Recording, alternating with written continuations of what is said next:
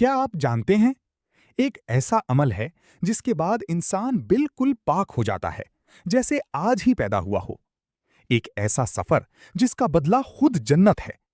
जी हां, हम बात कर रहे हैं हज की। हज इस्लाम के 5 अरकान में से एक अजीम रुकन है। ये सिर्फ एक इबादत नहीं, बल्कि जिंदगी बदल देने वाला रूहानी सफर है। आज की वीडियो में हम जानेंगे हज की फजीलत नबी करीम सल्लल्लाहु अलैहि वसल्लम की मुस्तनद अहादीस की रोशनी में। गुनाहों की मुकम्मल माफ़ी। नबी करीम सल्लल्लाहु अलैहि वसल्लम ने फरमाया, जो शख्स अल्लाह के लिए हज करे और उसमें कोई गुनाह या बेहयाई ना करे, वो ऐसे वापस लौटता है जैसे उसकी माँ ने उसे आज ही जना हो। सही बुखारी, सही मुस्लिम। सोचें, जिंदगी भर के गुनाह एक सफर में माफ। जन्नत की जमानत।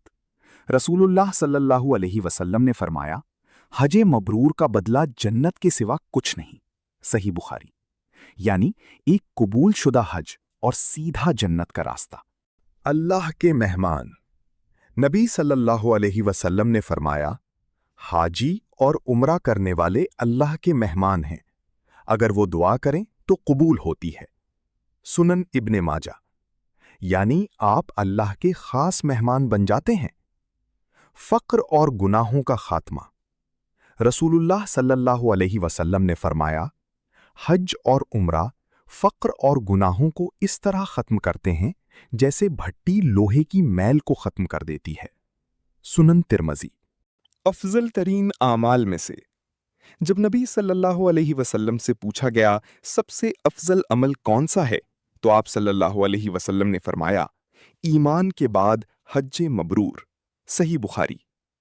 सोचें, अगर अल्लाह आपको अपने घर बुलाए, आपके गुनाह माफ कर दे और जन्नत का वादा दे दे, तो क्या हम इस मौके को जाने देंगे? अगर आप भी हज की सादत हासिल करना चाहते हैं तो अभी नियत करें और इस वीडियो को शेयर करें ताकि दूसरों को भी ये पैगाम पहुंचे। अल्लाह हमें हज नसीब फरमाए। आमीन।